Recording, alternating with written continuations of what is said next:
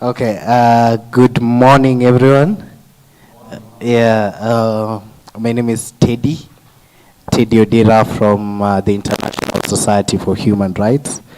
I'm a lawyer. I'm glad to meet you all today. And maybe I'll let my partner introduce, partner, no, my colleague introduce herself. Thank you, Teddy. Good morning, everyone. It's good to be back home. Ubunifu is like home to me. I was first year in 2022. Oh, long time no see. Happy New Year. My name is Anna Ashava, but you can call me Ashana. A human rights activist from Uganda, also from an ambassador of International Society for Human Rights, and Teddy and I are here in that capacity as ambassadors of International Society for Human Rights.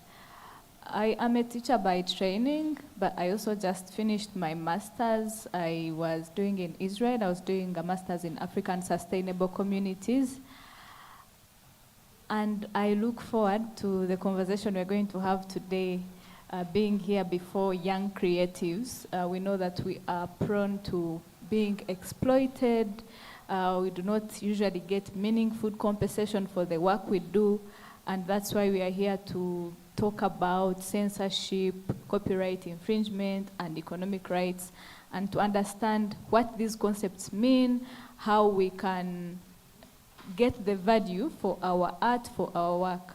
Thank you so much. So I will start by asking Teddy. Teddy, who is a lawyer, is going to respond to most of the questions we have about copyright. So Teddy, could you tell us, please, what is a copyright and how does one register for copyright in Kenya? For the benefit of everyone that is watching and listening, a copyright is an intellectual property right. Intellectual property, that would mean it has emerged from your brain. You're working on something. It can be in the form of, a letter. It can be in the form of, music. It can be in the form of production. Even broad streaming is considered. You can register that as a copyright, but I think only after you have finished the broad streaming. But so a copyright one is intellectual property, and it is managed or it is regulated by the Copyright Act. Yeah. So how do you register it? There is a company known as Kekobo. Kekobo, it's well, let me just confirm the full name of Kekobo. Kekobo should be, Kenya Corporates Board. There is a website that you go to and register. Their website, you go to their website to register any copyright that you want to register. Okay, and why is it important to register for copyright? Why should someone be interested in what Kekobo does? Okay, one, I must say from a beginning, you do not have to register. Once you have a work that is originally yours, you do not have to register. You'll still be protected. What registering gets you is a certificate of ownership. It gets you a more legal document that if someone tries to, use your work and get money from it, you'll have a certificate, and you'll go to court with a little bit more proof that, this is my work. I'm the only one who is who can sell it. I'm the only one who can redistribute it. So if you are using that to get money for yourself, then that is not allowed per our laws. So one, it is important to register because you'll have a license for your work. Yeah. Okay, so it means that people who have work and or is in the creative industry, you find that the upcoming artists, the established ones, so copyright protects everyone from being exploited and their work stolen without them getting royalties. So who owns the rights that are awarded by copyright? Is it an individual? Is it usually a group? How does this thing work in Kenya? Okay, in Kenya, because in Kenya, one, there are three groups, and I think I wrote them down here. There are three groups. One is the person who owns the work. You know, you write your song, you compose it, you can register that particular work. There is, you know, let me give an example of a song. For a song, there is the producer, yeah, there is the artist, there is the performer, there is the songwriter. All these people have different rights to a song. So if the main artist here registers this song to be copyrighted, then there are other people who we call, you know, who are dependent to this particular song. There is the producer who still needs to get something from this song. And that gives you a whole idea of it is not a one-way approach to who is the rightful owner. Sometimes you can get multiple owners. You can be two people registering for one work, you get. Okay, then how long does the copyright protection last, and what are the related rights? Okay, for how long it lasts, I think for things like lectures, for things like, you know, you have just written something down, it is your lifetime plus 50 years. So once you die, we start counting 50 years from the day you die. For audiovisual works and photography, that would mean just a photo that you have registered to be a copyright. That is 50 years from the end of the year in which the work was either made or first made available to the public. That would mean when I take a photo today and I register it as a copyright, by the end of this year, they will start counting 50 years. That is when that copyright will cease to exist. For things like sound recording, your maneno ya producer and everything, that is also 50 years from the end of the year in which it was produced.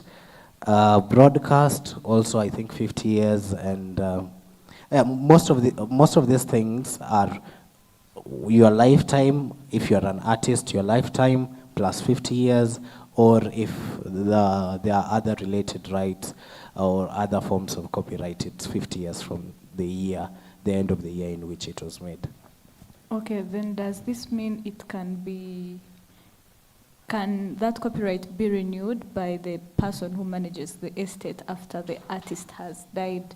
After 50 years, like the next generations, can they renew it, or it can be taken on by someone else and okay, it can be bought by someone else and owned by someone else?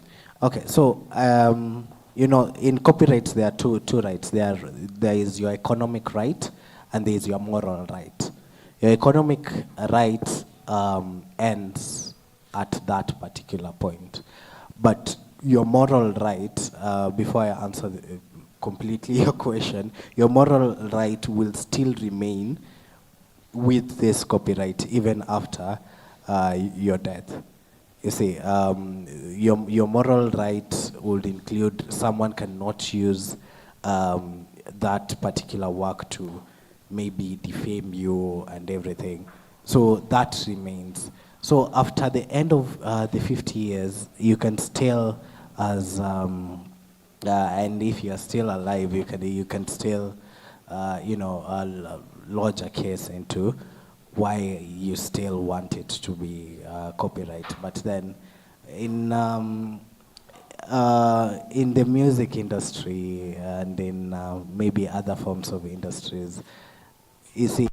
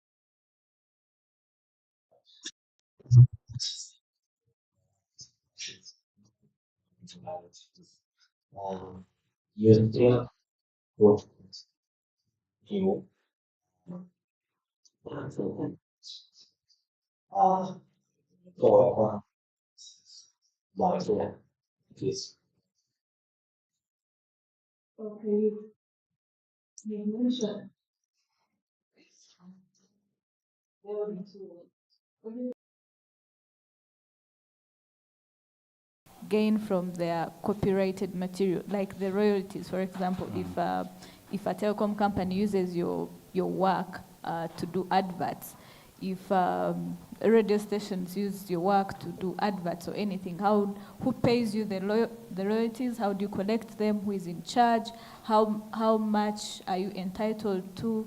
What does the law say here in Kenya? Do you have like an entity that collects royalties that is supposed to be given to artists?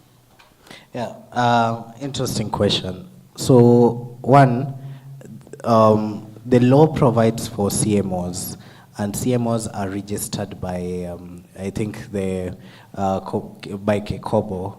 They register CMOs, and this is where we get people like the... What are CMOs? Oh, God. We discussed this in the morning. The full meaning of CMOs, the collective, organization, the MCSK, those are some of the examples for producers. I think they have Priska, let me just confirm, Priska, for performing artists. So all these CMOs are provided for in law, but they have to be licensed every year. And they are the ones who collect money on behalf of artists.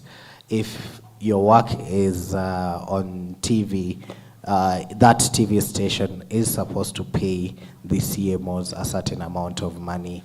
How it used to work before 2020, I can say authoritatively, 2020 is most people in CMOs were being given books, and they would walk around every town, every city, in Kisumu, in Mombasa, even in these kinyozis, to collect money, because one, they are playing music from, they're playing your music, so they have to pay some sort of royalties.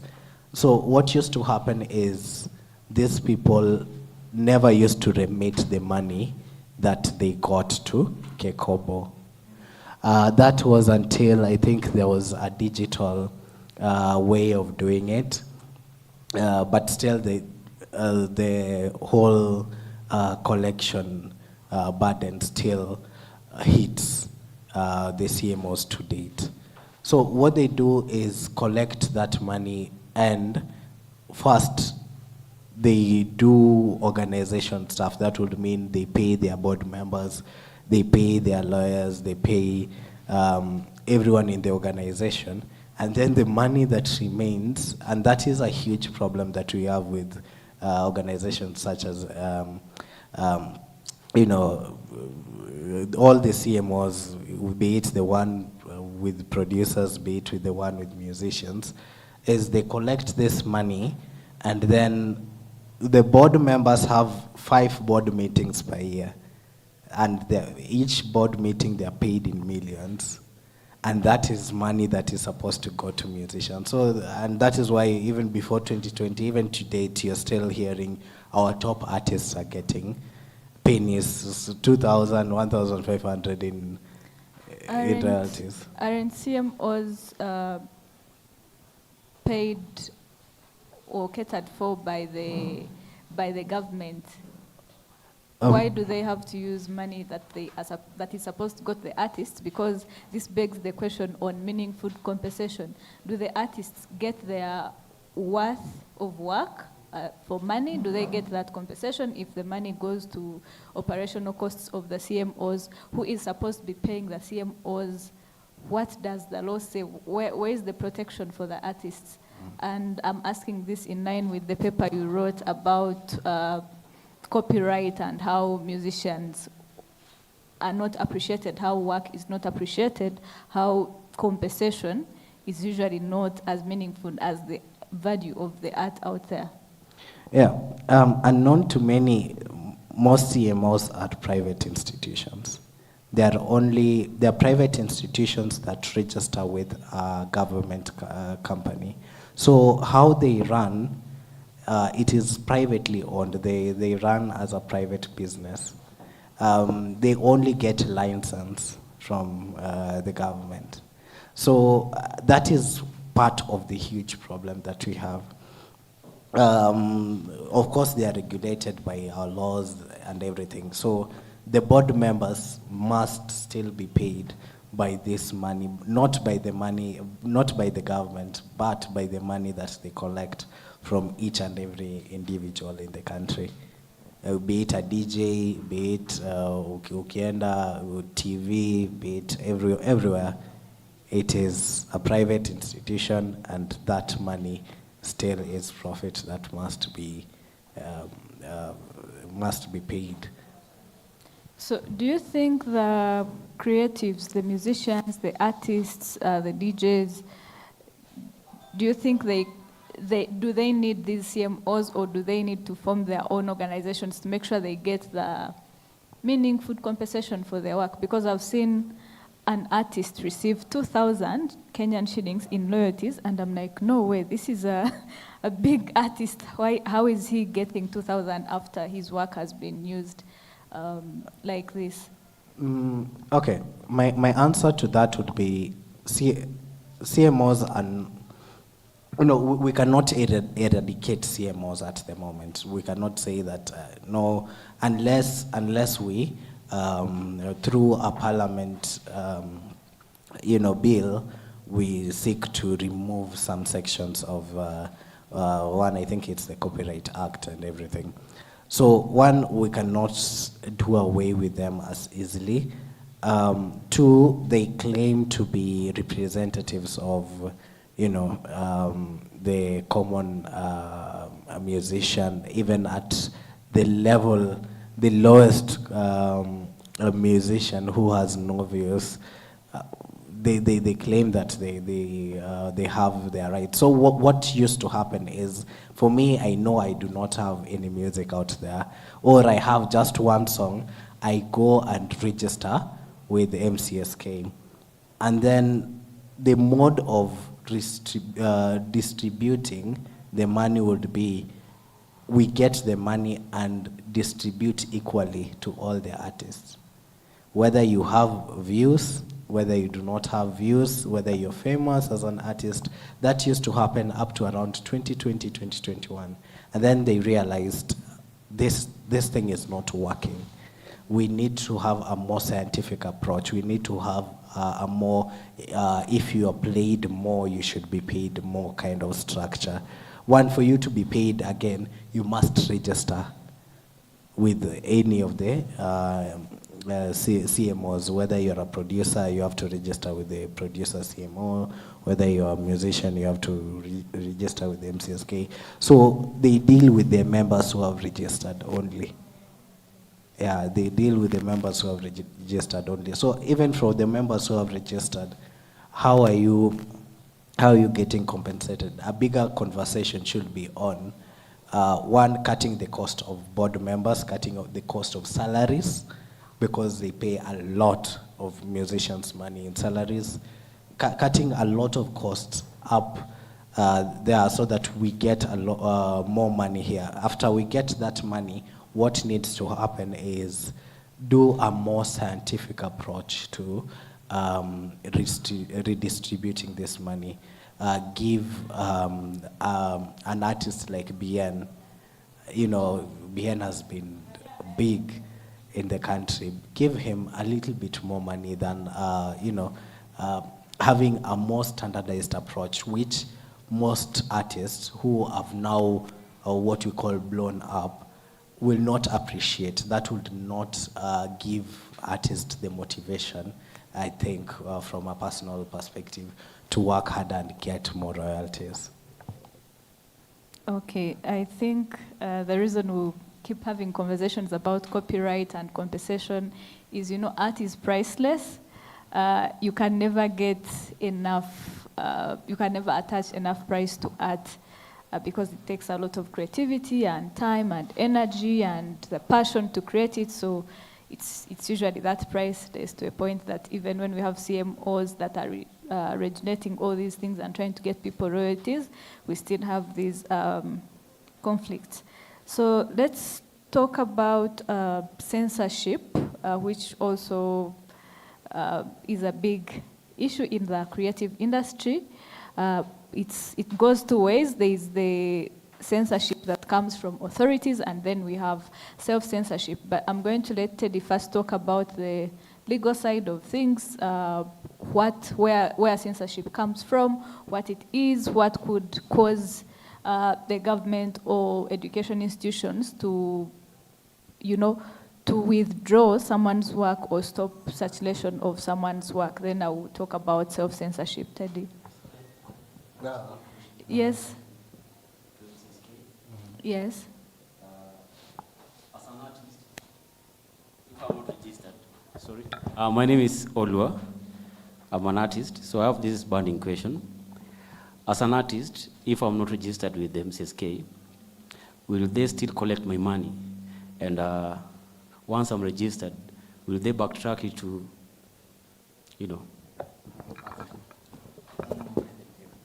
Okay. Yes, they will collect your money. But once you're registered, they will not give you the money that they collected because they work per financial years. They do not collect your money. They do not know that this is what belongs to you. What they usually do is collect the money, pay salaries, pay everything, pay the board, pay meetings that they had with the board and everything. Then the money that remains, they only look at people who are the members who have registered. So any person who they collected but did not register before, it is really, really hard for them to, because after all, they usually publish, I think they published how they distributed the money a month ago, and it was hell. It was hell. So after that, after that particular budget, they don't have any money anymore. They start again collecting. I think if I got his question right, there's an element I think we've missed. Did you mean if you register, before you register with these organizations, do they still collect royalties on your behalf? That was the question, right? Yeah, and I said yes, they collect. They collect, but then they will then not they pay will you. give to the members, to the registered members. If so you are not registered. I think that's why it's important to register with them, but as artists, we need to keep having these conversations with these organizations and negotiate and see that we get meaningful compensation for our work. Because at the end of the day, if there are no artists, the CMOs cease to exist. Yeah. So let's look at censorship, and Teddy is going to take us through the legal side of things, what the authorities say about censorship, what happens, or why does censorship happen, what could be the cause. Then I will talk about self-censorship.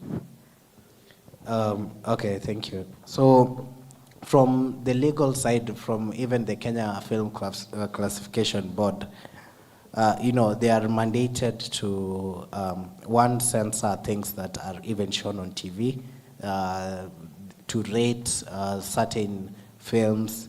That is why you see PG, parental guidance, and most of the parental guidance you'll see at night, not during the day. That is part of their mandate. If you are keen enough, you'll notice that on TV, most of the day shows are for general audience. Then at around, I think, 8, 9, 10 is where they will start the parental guidance film. That is the work of the Kenya Film Classification Board. And at the time that the one Alfred Mutua was heading that board, with his age, of course, there is a lot of things that he did not like. You remember the whole Gengeton phase, the whole whatever you are saying in this song. Well, the film that is being, the imagery that is being brought out in this song. So during that time, he brought a lot of our radical changes, and for me personally, my opinion is he single-handedly broke the Gengeton era to the ground, because one, they would not tell you if you have like 200 views. They will wait for you to have 2 million, 3 million views, and they say, kitu umesema Wamlambez, Wamlambez tumekata, toa hiyo song. And Wamlambez at the time is playing in the country, playing outside the country. So that is what used to happen to date. If you're having like a drama series, if you're having a play series, there's been precedent in Kenya that things that propagate, I think, gayism, LGBTQ, the Kenya Film Classification Board is usually very, very harsh. You remember we had a film, the Rafiki film, that was going to, for an award in, I think, abroad. And the Kenya Film Classification Board said, no, you are propagating lesbianism. We cannot allow that. We had another one, I think I gave, they said, no, you cannot allow that. So for me personally, I think these are some of the things with the president that we have. These are some of the things that you should really watch for if you do not want if you want your art form, whether in music, because there have also been music videos that have been banned from ever playing in clubs, on TV and everything, because of propagating some things that the Kenya Film Classification Board does not feel that is right for their audience. Yeah, even for abuses. You remember this song, Mbuzi, unakataa kuwa demu yangu. Yeah, for such very, very minimal abuses, the Kenya, and you get big with the song, you are in a position of getting sponsorships with the song, the Kenya Film Classification Board will say, no, you are not going as per our morals. They believe so much in morality when it comes to songs. So I think that is... When you talk of morality, is it mostly to do with Christian values? Is it religiously engineered morality kind of thing, where they determine this song is too obscene, this video is too obscene, this music is as LGBTQ, or is it just the older generation, not to be ageist, but the older generation trying to, put us to our level of don't break the rules, keep decent and all that, determining the rules for artists? Is it a religious thing, given the president that we have? Yeah. I think it's, for the laws, they mention morality. But whose morality are we looking at? Are we looking at the morality of, and that is, for them, they have been dealing with the morality of the president of the Kenya Film Classification Board. He is the one who comes out and says, nani, Saru ameimba sijui nini na baba yako, and they would say, no, that is unacceptable. So these spaces have been led so much by people who are of the older generation, who do not feel like, for us, we consume content from international content where they do the exact same thing, and they are not being told by their government that this is wrong. But for our country, we are being told, no, this is not moral for our society. And what have the creatives done? Has there been, have they tried to push back to protect the art, or have they let the government win and, destroy like a whole genre of music or art? Yeah, I think the Kenya Film Classification Board has been in court for various reasons. They have been taken to court for even that particular film, Rafiki. But, they won in court because literally the court said that is their mandate. They are the ones to decide that, this thing is not right for our society. So once the court has vindicated their position, it is really, really hard for, artists to go back and, sue the Kenya Film Classification Board. Of course, if you have good grounds, then you can go to court. But then most of the time, you are just, sometimes you are an artist who still can make more art, and you see the court process as very, very long. You do not want to go through that. You don't want to go to court for 3-4 years for one song.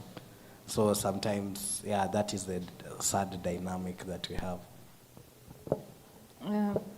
Have there been cases where the artists, the creatives have won and the work has been accepted back, or most of the times it's banned and it's end of story? I think for Kenya, most of the things happen with YouTube. And most of for YouTube, we do not have lockers of telling. Of course, we have tried that before, the Kenya Film Classification Board, MCSK, or not even MCSK, but they've tried telling YouTube that, no, this is copyrighted, this is whatever, not good for our community. There have been those conversations, but still, you see, more artists, even for me, I would suggest that more artists try the ADR way. You do not have to go to court for certain things. You still have to go and sit with most of these people, because at the end of the day, you are trying to tell them, this is what I'm trying to say. The good example, the Saru and Nani thing, and Ezekiel Mutua thing. Ezekiel Mutua really said that song is bad for our audience. But then now they're in good terms with Saru, and I think maybe they talked into it, and now he understands the dynamic in which they have to make such music. Oh, okay, thank you. So I will talk about self-censorship before we get into questions. Of course, we see how there is a lot of moral policing of work, of art, but then that is what the government does, that's what the regulative bodies do. But then there is also self-censorship or sabotage that is common among creatives, especially the young creatives, the upcoming ones. It's usually more to do with identity, self-image, you are not so sure if what you are saying will either make you or break you. So we tend to go back to have a lot of doubt. One, with the digital era, we fear backlash, online backlash.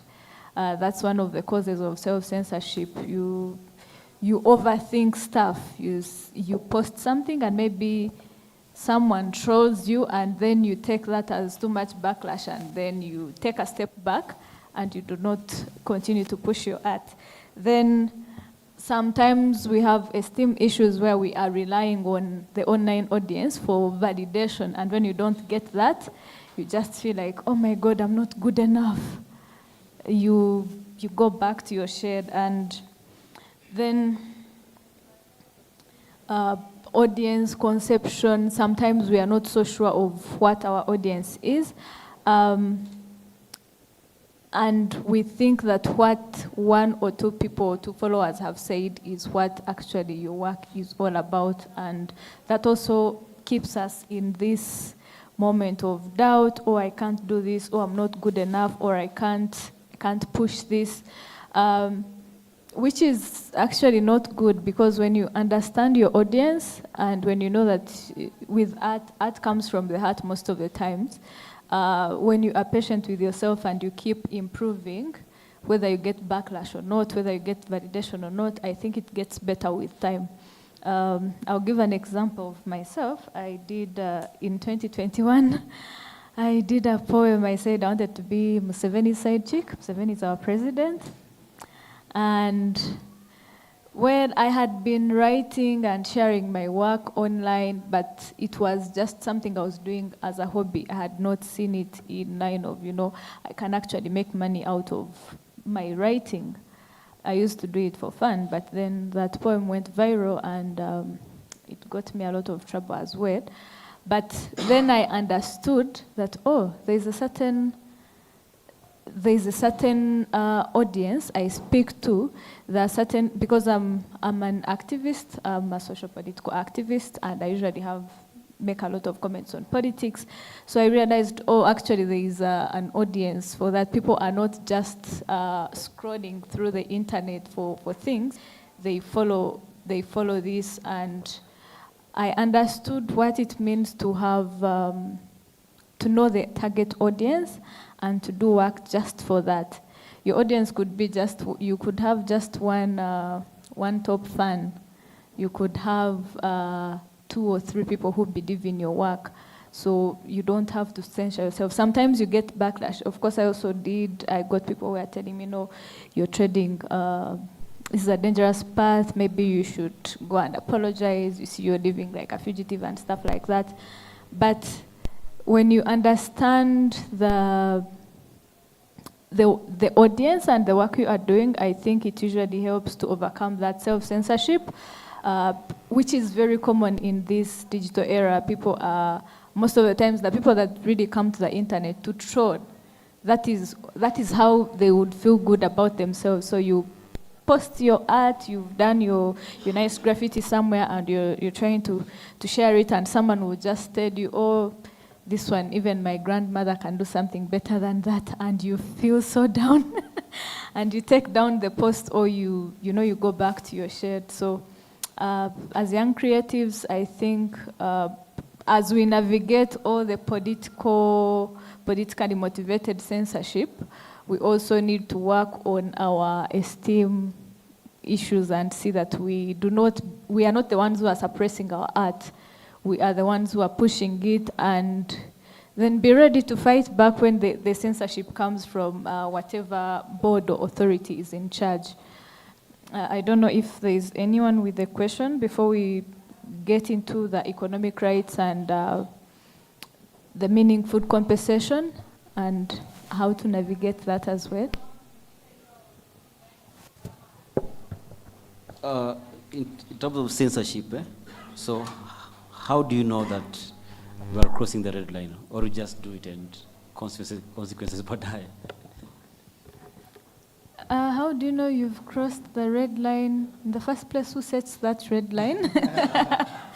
That's a good question, but then who sets the red line? when do you know you've crossed a line? I think there is no such thing as you cross the line depending on who the work has reached. I mean, if it's a pastor, your pastor will tell you, man, this, you've crossed the line. Your mom will tell you, you've crossed the line. There are so many red lines you can cross depending on the audience, depending on who the work has reached. So how do you know you've crossed the red line? I think crossing the red line for me looks like a breakthrough. It's not a bad thing. And that's why you shouldn't be scared of crossing the red line. Cross the red line. Look at the red line as that breakthrough, as that's something that is going, to take you a top-notch higher. No, I'm not saying go and go and steal work. Maybe, okay, crossing the red line here, it could be you appropriate someone else's content without giving them credit, which is very common with social media. Someone will come and get a quotation from Teddy, or maybe get a picture from Ubunifu Art Center, and they use that and they never mention that this photo, we give the credits to this. It's very important to do that. If you are, let's say, making a video or writing something, it's important to recognize where you got this from, because plagiarism is on the rise, and the digital technologies have also made it so easy for people to just copy and appropriate people's content. So I think crossing the line in this case is if you use work that is not originally yours and you do not even have the courtesy to mention that, oh, this was adopted from this, then that is crossing the red line. But fearing to be cancelled because you crossed the red line, or cross it. Yeah, okay. For me, I think I'll have a sort of departure. Yeah, there are some red lines that, there are some red lines that will get you into some sort of trouble if, in any case, your content has gone very, very viral. And yeah, as I've mentioned, we have a lot of precedent. We have things like Lambes, we have things like, which other music at the time. The whole Tarimbo by Nani. Yeah, the Bakan, sorry for using the word, but those are the words that sometimes, and the way they are used, okay, you can use them, but then the way they were being used at the time, it was from a point of, I do not want to call it arrogance, but it was the in thing at the time. But then MCSK came in and said, no, we have to be moral. And until we have a little bit of clarity on how, whose moral are we using, because we are always using the morals of the person heading MCSK, then that is the time we'll know this is what is support, this is the red line. The law simply says morality, it simply says nudity. That is why Nishike, I think Nishike was the first big song to be banned. Nishike by Sauti Sol, because they did not have their shirts on, and yeah. But then over time, we all have our shirts off in music videos.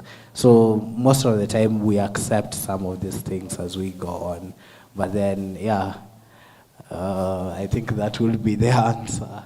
So you say crossing the red line. I see you're coming from a point of if KCSK or whatever MCSK, if it has deemed this inappropriate, if we are dancing to that tune and enjoying it, and they come and said, no, this is inappropriate, then you'd also sit back and say, it was inappropriate, but I enjoyed it while it lasted. No, okay. For me, I have a very personal opinion about it. For me, it's sometimes bad publicity is good publicity. Sometimes until MCSK comes to you and tells you, no, what you're doing is wrong, then, and they ban your music. and maybe from there you'll get more some sort of audience, because people really want to know. I'm not saying now go make bad content until MCSK comes for you, but that's from a really personal level. But also for watch out for of course the copyright that we are saying. If you have anything that is copyrighted, make sure you have the C there, to C with a circle, to make sure that everyone knows that it's copyrighted, or just write something here beneath your content to make people do not use your content. Now that you've brought back copyright, I have a question. How strong is the copyright law in Kenya?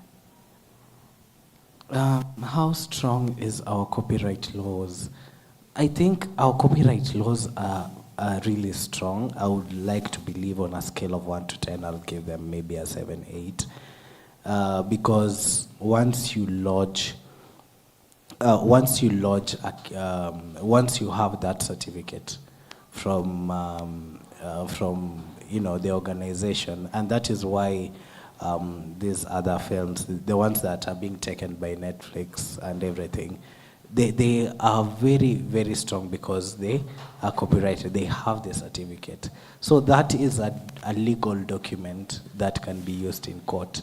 That is a legal. That doesn't mean we do not have. I'm not giving them a 10 because the other section I'm leaving for people to make sure that this copyright is not infringed.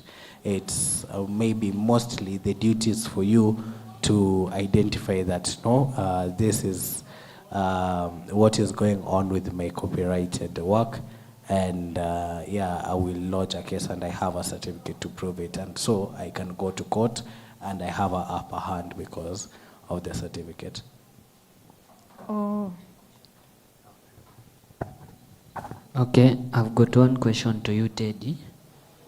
For example, I'm registered in a corporate, and someone there like maybe DJ Kel or Teddy is not registered in a corporate, and I'm using his or her content.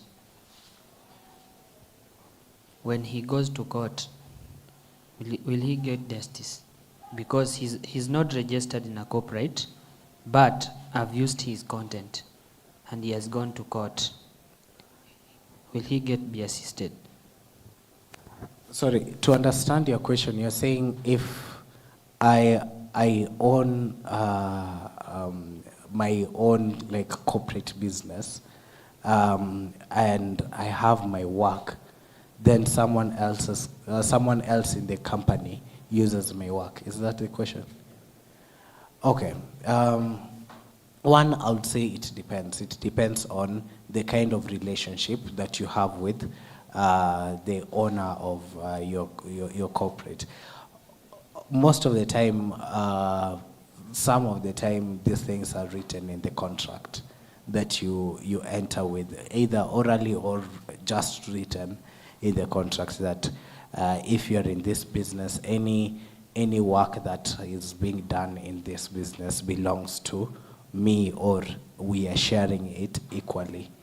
So if I register something myself, it is not through a joint sort of relationship, and you do not get permission to use the content from me.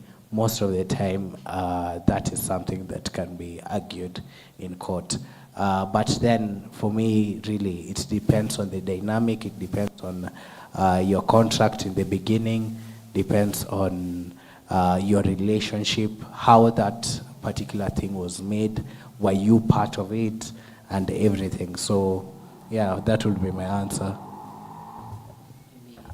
To add on that, every day and night, people are making different content. People are moving up and down, at least to make something that everyone will like it. Maybe you have come across a certain content in social media, and that content belongs to someone else who is not you, even in your corporate, and you have used it, and he starts claiming over you for using his or her content. When that person's moved to court, will you be charged, or because he is not registered to any copyright, he will not get justice? Okay, in law there is something that is called, I'm trying to get the name, I've been reading too much. It's some vicarious liability. Vicarious liability means that when I'm employing you and you're doing something for me in the line of duty in which I've employed you or you have employed me, then for you as an employer, you have a liability to anything that I do within the work that you told me to do. So sometimes it can be you paying for, you know, if the court says that it was outside the mandate that I employed you to do, then it is responsibility. But if it was within the mandate that employed, then the mandate my employer to pay, because it is, and especially if it's a direct order from my employer, it is for them to pay for such infringers. But in court, mostly that is damages. That is if you're lucky enough, you'll just get an injunction. Injunction is telling the other party not to use that song again and delete it and everything. Or sometimes you can get damages and injunction. Damages means you pay and you do not use it again. Oh, I've remembered something else about copyright. Okay, we realized that it's not mandatory for you to register for copyright, but it gives you additional protection to the and ownership of your work. It's easier for you to claim ownership of your work because, like I said, in this digital era, people are appropriating so much of other people's work, other people's sweat.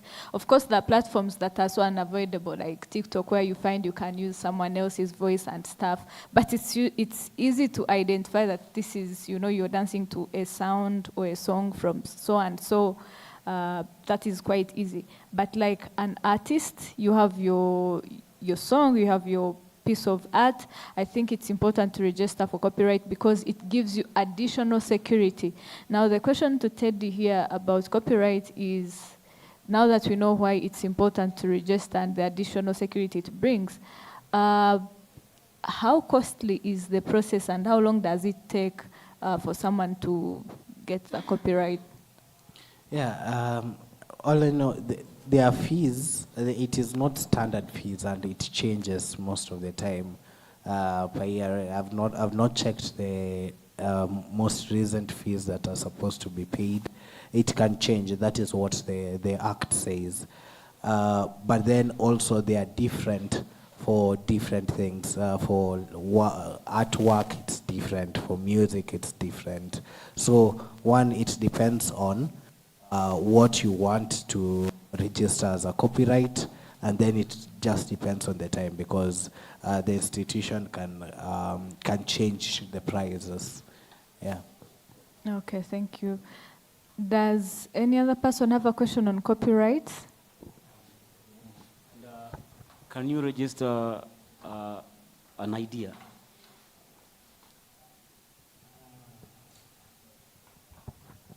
Very interesting. Can you register an idea? Okay. For ideas, remember there are 4 types of things that can be registered. There is one artwork. Let me just get the names very, very straight and straightforward. Literary work, music work, artwork, dramatic work, audiovisual work, sound recordings and broadcasts. Those are the only things that can be registered in copyright. So for an idea, unless it is in the form of literary work, because literary work means that you write it somewhere and and go to register it, then that can work, because literary work even includes a simple letter. You know, that is something that you can copyright, but you must write it in form of and register it in form of a literary work. For me, that would be my answer.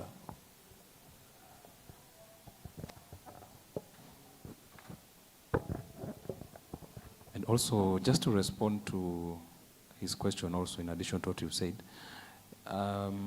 there's also the intellectual property, something of Kenya, I'm not sure. So if you write the idea as he said it, then you're able now to go to intellectual property, Kenya, and register that idea. Now you'll be copyrighted. Yeah, just to say, I think I said it before, even for form of intellectual property right. It is a subsection of the huge IP rights. So yeah, that can happen. Any other question about copyright?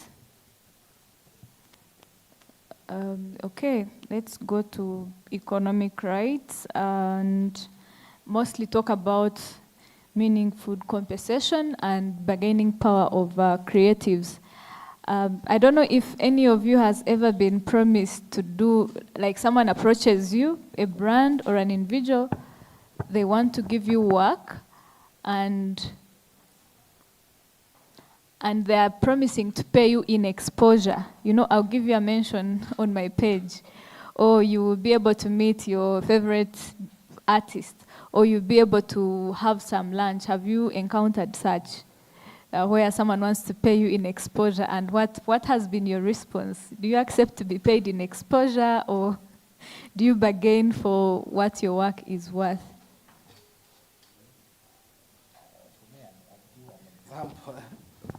Yeah, apart from being a lawyer, for the longest time, I was a poet.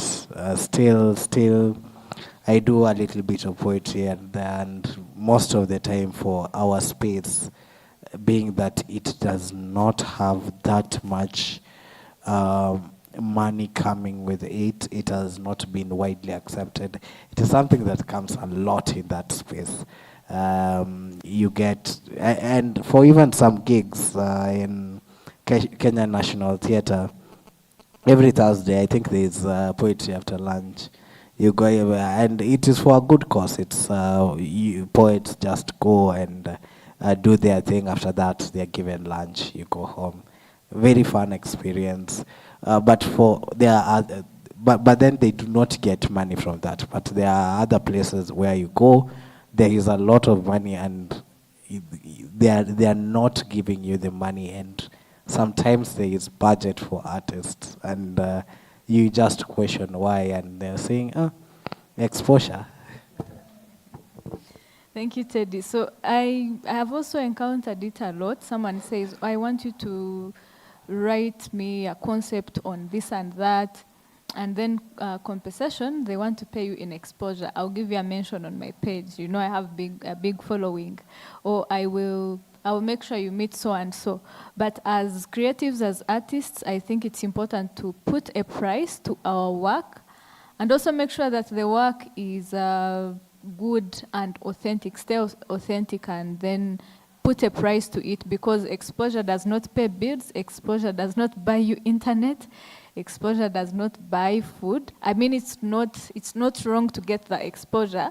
In poetry spaces, most of the times they give you a platform, really. You have a stage, you are performing to a big audience, but what does that usually translate to? That at the end of the day, the organizers are taking the money and you are taking home exposure, which you cannot really, like, it ends on the stage.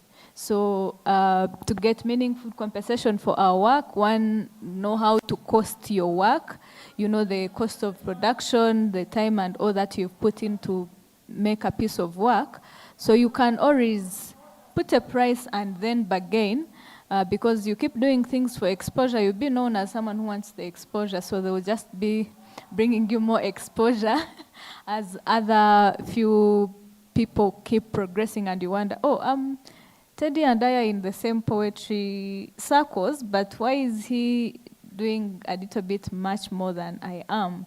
And you find that Teddy managed to bargain and, you know, put a price and say, if I'm to come, you have to pay my transport, you give me this fee for each poem, you give me this.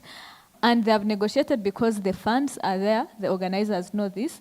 Then those of us who are only after exposure and excited, oh, I'm going to perform for 200 people, so that's enough exposure, you go home empty-handed, or you borrow money from Teddy for transport back home. So it's important to know that you are entitled to compensation for your work. Do not let anyone tell you, oh, I'll give you a mention on my page. You can still go ahead and give me a mention on my page. Yes, I'm an artist. I'm that much of a big deal. But you also have to pay me because this is work.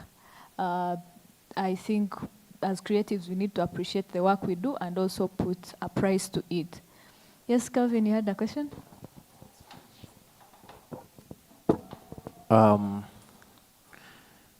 I don't know from which angle you're talking about exposure, but for me, I think exposure is good. It depends with how you view it. I don't know how you guys view it, but exposure is good, or it's not good. It's good in this way. I have just, and I think this is a conversation we've had before the session begins, right? So I've just, for example, I am a DJ. I've just finished school. I have never played anywhere. For me to get the experience I need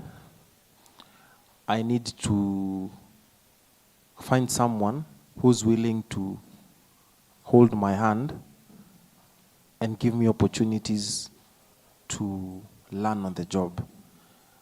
And you see, even our crew back there, people who are shooting these live sessions, we have a lot of them who are being exposed right now. So it just depends who is providing this exposure. But if it's top brands, maybe that's where now there's a line that will be drawn, because they have the funds.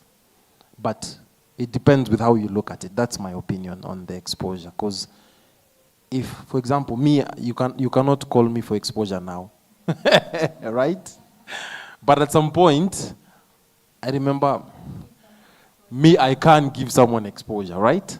But at least I'll appreciate them with something. I can't just, it's very wrong. Now the problem with that is also, I feel like experienced artists like us, most of us want to take advantage of the young ones, because there is no way I'll take someone to a job and not appreciate them.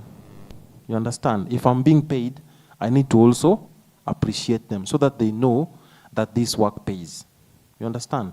So when I started this journey of performing, someone held my hand, took me for an exposure and paid me very well. That's when I started realizing that, this thing can pay my bills if I strategize properly, right? So my advice to these other creatives is, this exposure depends on who and why and when and where, right? If it's top brands, probably maybe you can negotiate, right? But if you want to learn, exposure is very powerful.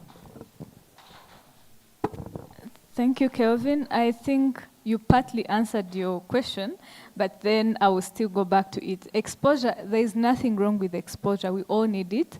Like you said, you need someone to hold your hand. But that's where mentorship comes in. That's why you're having these mentorship sessions every now and again. So people need to understand that beyond just being able to get a platform at the National Theatre, I also need to be compensated for my work, because you put in the time, you are doing your best, you're going to get your best shoe out of the closet, your best shirt, you want to look presentable. All that is an investment in yourself, and then you also make this work. So I think it's not even about it's the big brands that pay or whatever, because sometimes Kelvin, someone will come to you and they'll give you a budget. You're like, does this person think I look like this money?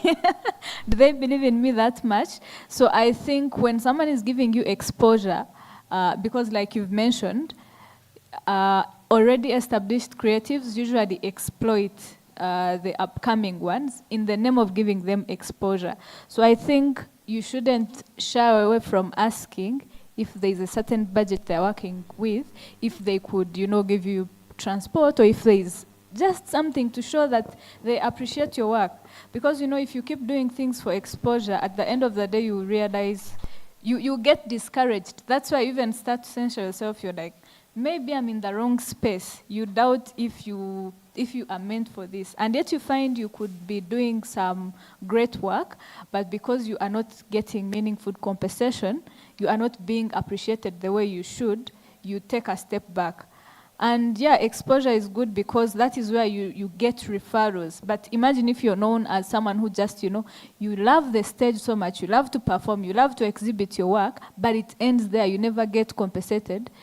They will still someone will just keep referring you to the people who don't want to pay, but he will get a certain cut from that money. The money you were supposed to get, they will say, oh, Kelvin loves exposure, so he can come and perform for free. The money that Kelvin was supposed to get will be given to the broker. So someone is brokering you, taking you. There's a go-between brokering your work, giving you referrals to people who actually have maybe a budget to do some of this work. And because you appreciate exposure more than some economic gain, you go for that, and Kelvin, gets the money. So exposure is good. We are not saying it's wrong. It's bad. It's not bad at all. We all need it. We all need someone to hold our hand. We all need mentors. But at the end of the day, you are not, unless you are doing the art for fun, unless you're a creative for fun and you have other ways of making money, we need to also think about meaningful compensation of the work we do. So start, you bargain from a position of power. I think that's something I learned recently. You bargain from a position of power. So when you are able to, what your work is worth, they don't have to pay you the money that you asked for. But then you can say, if I'm to come and perform these poems, this is, my budget. I will need transport. I will need like this kind of compensation. You ask if they're working with the budget. Some of them might not even honestly tell you that they have the budget.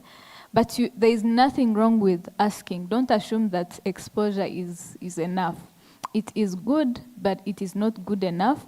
Your art needs to keep alive. The artist needs to keep alive. And unfortunately, you can't do that with only exposure. Yeah, for me, my opinion maybe is also sometimes understand the financial aspect of something. If you are getting exposure, are you getting exposure at the expense of you getting compensated? And weigh the two and know which one is greater. Sometimes you can be exposed to, but the budget was not there.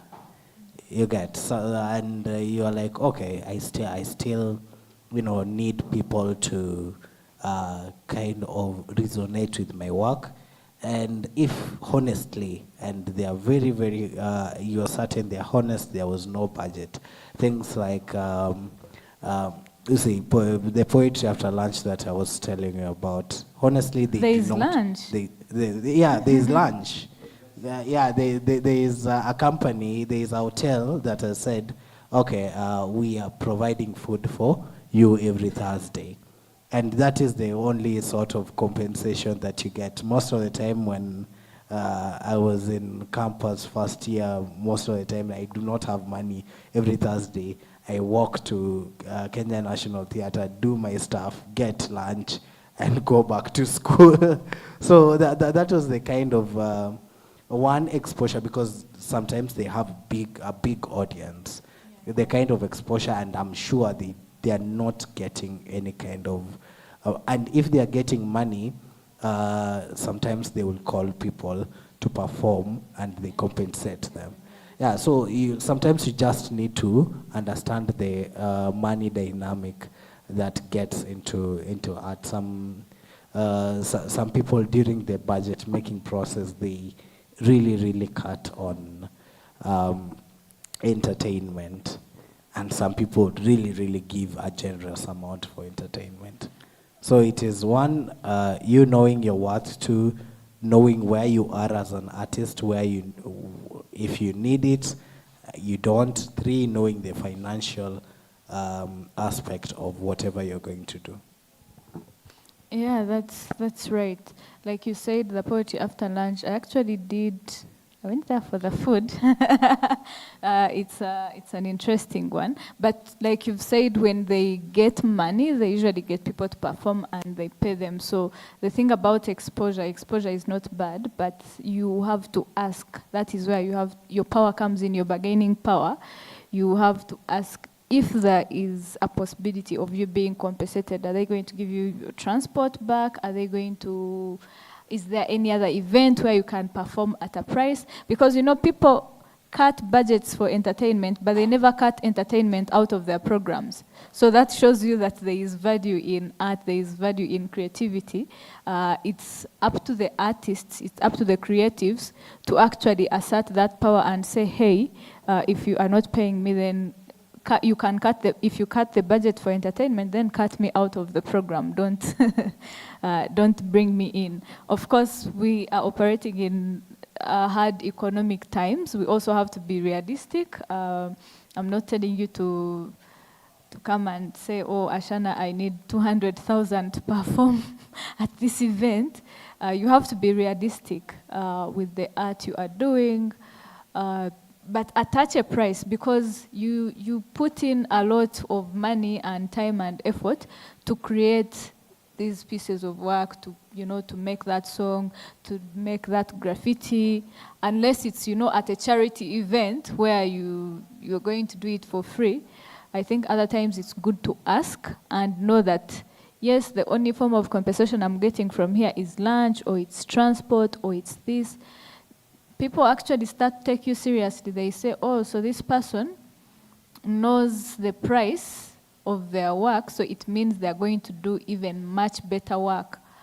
So that's how it works. We do not let people assume and decide for us stuff. It never hurts to ask. The worst thing that they could say is, no, we don't have this. But when you've asked, I think it makes all the difference. Instead of going home and you are depressed about being paid in exposure day in, day out without meaningful compensation. What do you think? Yeah, I agree. I think time is much spent. Anyone with any question before we close? Any question? There's one.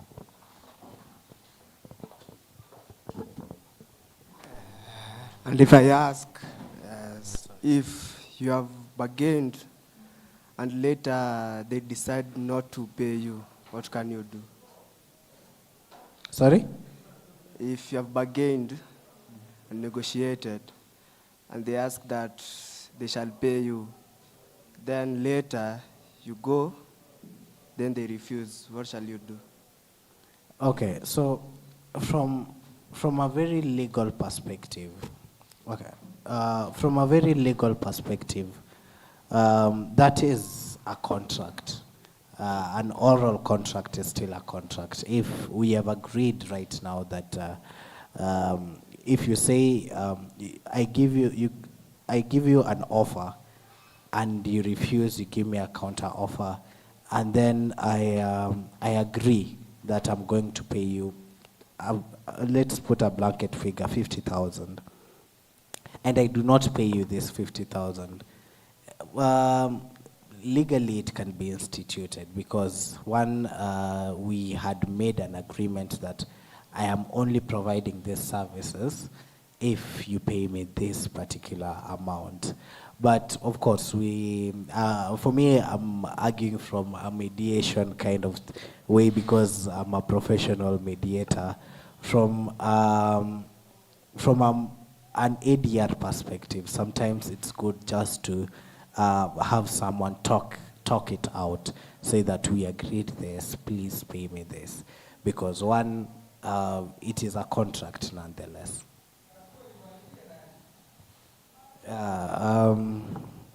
The ladies in the room, you are quiet.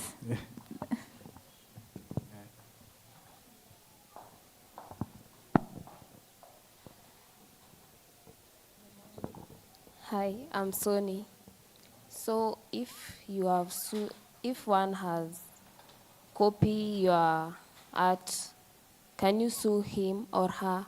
And what are the charges? Are they so serious, Ama? Okay, one thing we have said here that you do not have to register your work for copyright for it to be identified as your work. Your work is still your work, and yes, you can first, well, you can sue. That is, for me, I would call it the last resort. If they disagree with you, if they say they are not pulling down the work, the last resort is to go to court. But always look at other things to do with. If the content is in YouTube, I mean, YouTube has their own way of striking down content that is similar to other contents. Yeah, but if you're sure that that will not happen, then yes, you have a legitimate claim and you can sue. Cost-wise, it depends on the legal practitioner that you are getting, because you will also you'll also have to pay either the lawyer, or even some lawyers work pro bono for such cases. So you won't even have to pay him that much. You can just pay some court services. That's all. My name is Seth, DJ Seth. Okay, I do have a question. Okay, I do have a question under copyright, mainly from YouTube.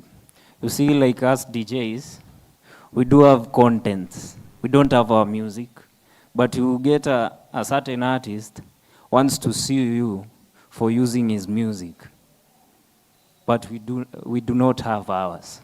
So that's where, like DJs, we can broadcast our talent, our work, and everything that we have. So you find an artist just comes and strikes your work. I don't understand how does that come in between. Okay, so one thing, if your content has been struck by an artist, one, they are legally they can do that because it is their work. But from a DJ point of view, for me, I would say that that is such a I don't want to call it stupid, but that's such a stupid way of dealing with your work, because sometimes there are DJs make your music more popular by playing it. For me, my experience is if you're going to a club, and okay, let us deal with it from a club point of view.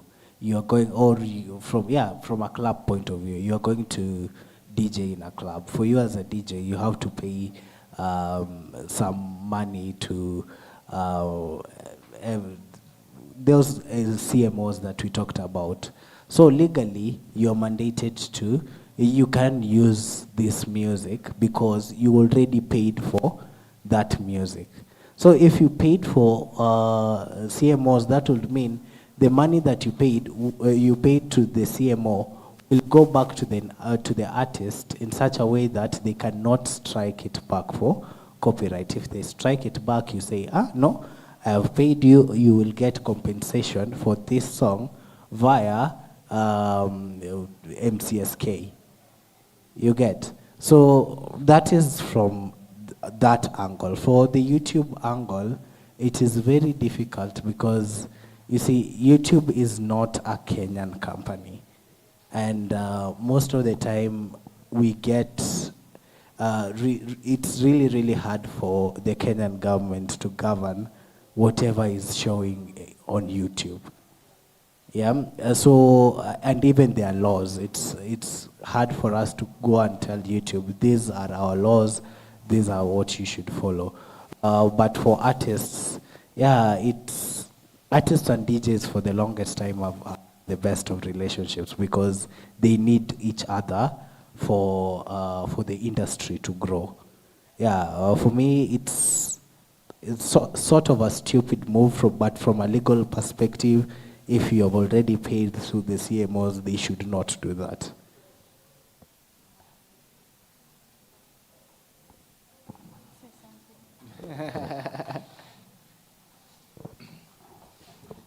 Okay, hi. I'm Fred. Sorry I've arrived late. Mine is just to give, I'm a visual artist. Yeah. Mine is just to give a comment. Yeah, I like the fact that you have explained about exposure, because I personally believe that if you are good at something, don't do it for free. Yeah, thank you. So I think,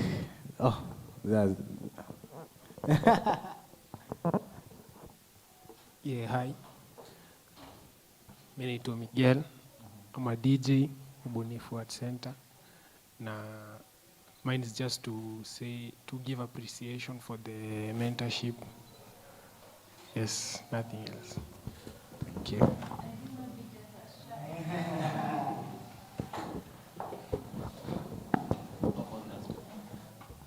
I have one last question. Maybe maybe I'm overthinking. So when my song becomes a hit, maybe in Uganda, massive there maybe, how can I get my? Is there a mechanism between maybe Kenyan CMO and maybe for me to get my share? Okay.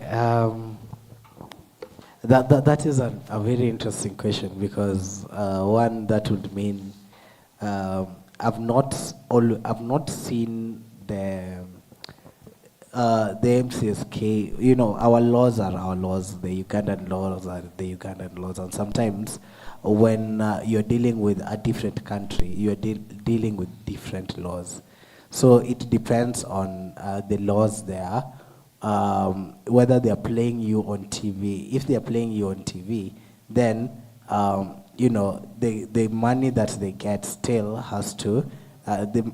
If they have a standardized structure, we know for Uganda they do not have a Please structure. Please don't. Yeah, they do not have a structure for such Don't. things because even the government. Please don't take it political. Let's keep it It's a beautiful country. Uganda is a very beautiful country, but for they do not have definite laws on such things. Yeah, so it will be very difficult for you to get money. You don't have a definite. We have laws.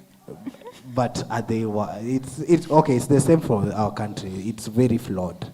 If we are not even having to pay our artists the amount that they should have, then how would the Ugandan government? No, I think I get his question, but where the reason we actually chose copyright, when we got an opportunity to come and talk to creatives, is I realized that all these questions, we are also still learning about them.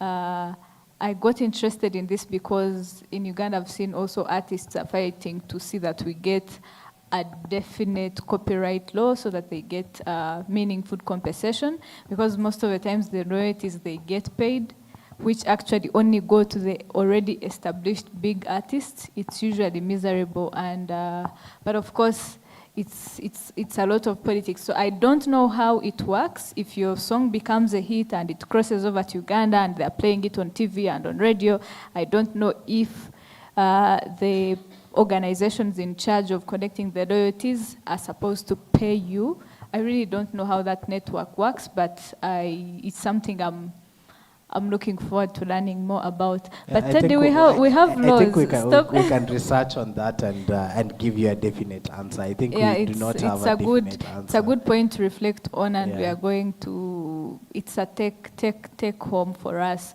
to go and see how these things work. Because I wonder, people like maybe let's say Diamond Platnumz from Tanzania. He breaks. Borders, Uganda, Kenya, even internationally, how do they get the royalties paid? Does it only stop in TZ where they're coming from? Does Kenya have to pay them? Does Uganda have to pay them? Does Nigeria? All these things, I don't know how.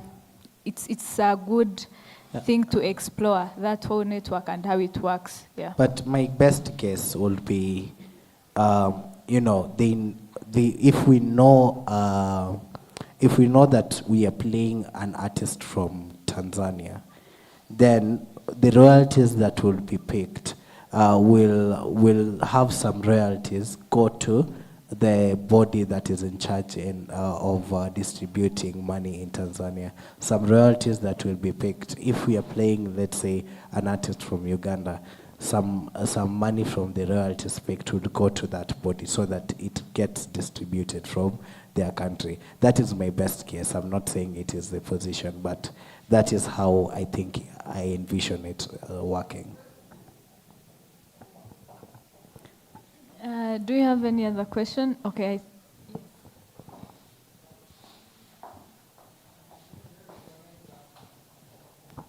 Under censorship, I believe you are our own breakers and makers, yeah? During the Gengeton era, like you say, I think the board waited for like music to reach a point that we have 1 million views. That's when they started reacting. So why do they wait until that point so that they can start reacting? Okay, so one, you must notice that I said it before. They are not like young people, and most of the time they will only know what young people are doing after it is a hit. They tried, I think some weeks back, they tried telling even content creators to submit work to them first so that they watch it and know whether it is good for the market, then give them permission to publish. But then that would mean how long will you wait for them to give you? You want to post something today, you have you have had a shoot today. Will you then wait for them to approve your content to let you post today? That would mean they have a lot of work to review and everything. So it is not definite in the country what should be done for them not to strike your content. It is not definite, it will not be definite. They have tried it, they have failed before, unless they just get a new way of doing things. I do not think, I still think that will be the way that they will be dealing, because they will still be getting backlash. If you tell a content creator like Njugush, apeleke nini content yake, that is a 3-minute skit, 2 minutes, and then they will get thousands of contents to review in a day, and they do not have capacity. That would have been an option if they had capacity. We are watching it within 2 seconds, we are sending it back. Then, yeah, it's still a gray area in the country. But I do believe in something, like there are some songs that gain popularity even before they are released. So how do they approach that? One, they cannot regulate it most of the time until it is released. You see, until it's released, it's just a 30-second clip. And they do not have, the capacity to tell the person who uploaded a 30-second clip that. And then one, they do not have a lot of people. They do not have a lot of employees. That is a company that maybe at the maximum, there are 20, 30 people, and they are governing the whole country. So you get, they do not have everyone on social media trying to listen to what is trending, what is not. They also have their own algorithms going their way when they're using their phones, so they might not know what is trending, what is not trending. And then most of these things are decisions that come in a meeting. They must go sit down and say, we want to ban this song. They must sit down and say, we want to ban this song because of reason A, reason B, reason C. So I think that is why they usually take long to make a decision.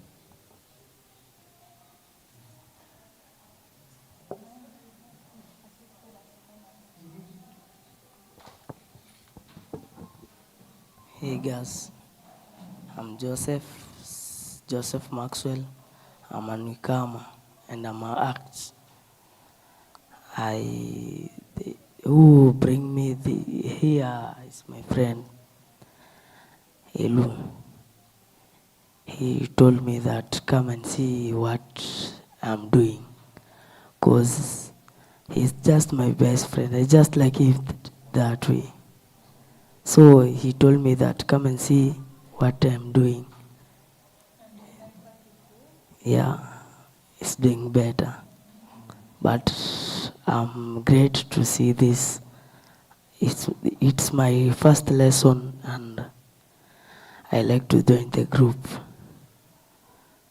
Thank you. So if there are no questions, makofi kwa Ana tafadhali. And to the crew, makofi. Yeah, na pia makofi kwenyu kwa kukaa for this. And time. for the online audience as well. Yeah, the online audience, makofi. But Yeah. wait, this camera person didn't say anything. Everyone.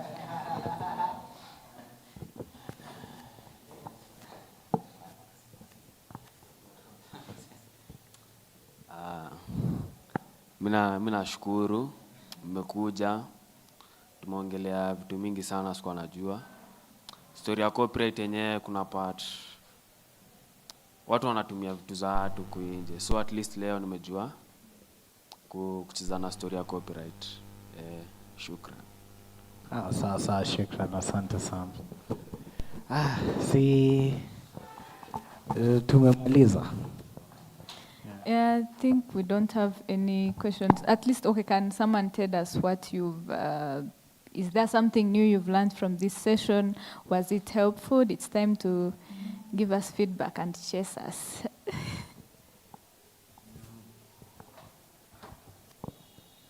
Okay, I've got to learn new things. There's a lot of things zenye sikuwa nimejua kuhusu mambo ya corporate. But since you are here and you have informed us, we have a lot of information. So I think content zetu hazitakuwa zinakuwa misused huko nje. So ni sisi tujiplan, at least kila mtu ako na corporate yake so that hii industry move fine. Yeah. Nice.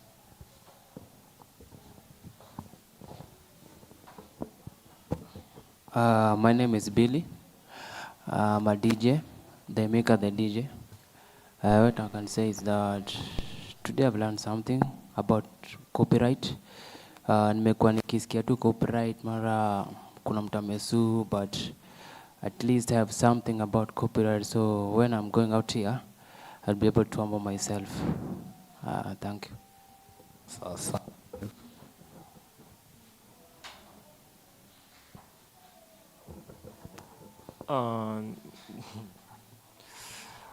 Kenye nimelearn ni sikuwa najua an idea can be registered as a copyright, and through explanation yenye nimepewa about registering it as an intellectual property, imenihelp sana.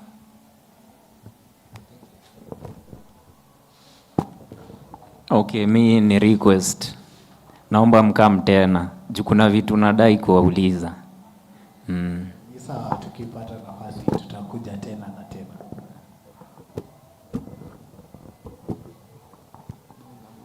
Sema kitu.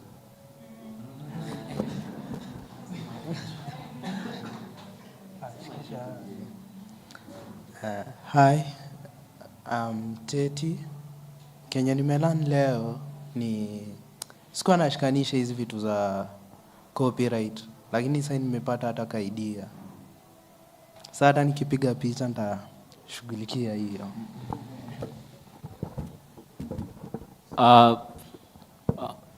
I've learned a lot, and I just want to thank you guys for coming, and to thank DJ Kel kutupatia this opportunity.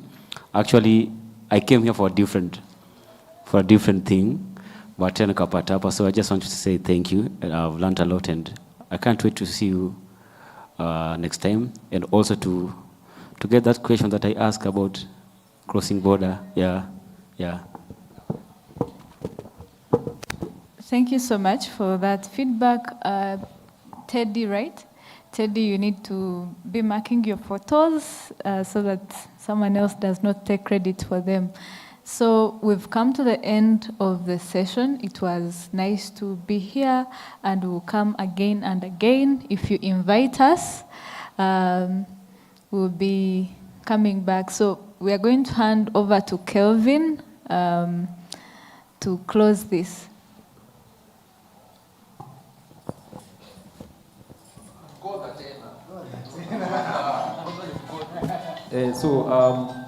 Asanteni sana. Session imekuwa fiti ama ijakuwa poa.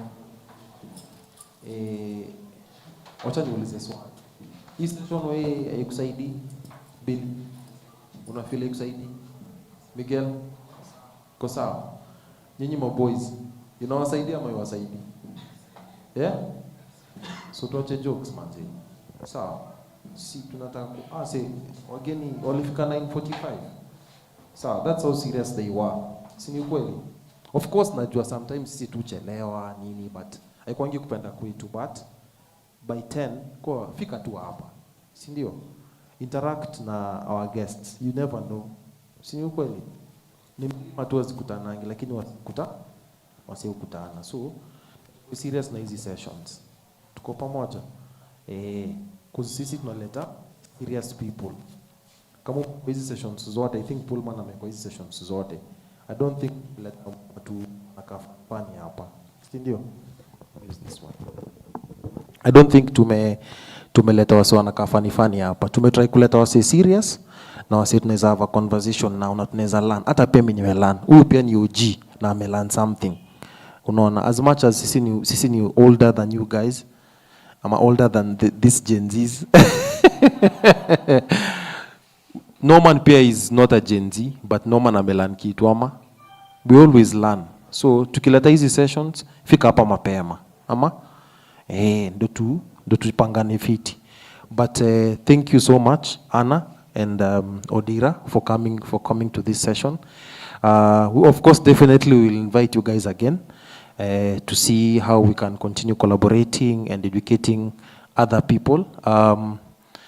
comments we've had in the session on the online platforms is that it has been a very insightful session, and we should do more of those copyright issues, because it's a huge topic, right? It's a huge topic, because pia kuna issues za mechanical. It's a huge topic when it comes to copyright. It's a huge topic. Yeah, so I think we come to the end of the session, and yeah, see you next Wednesday. Sindio.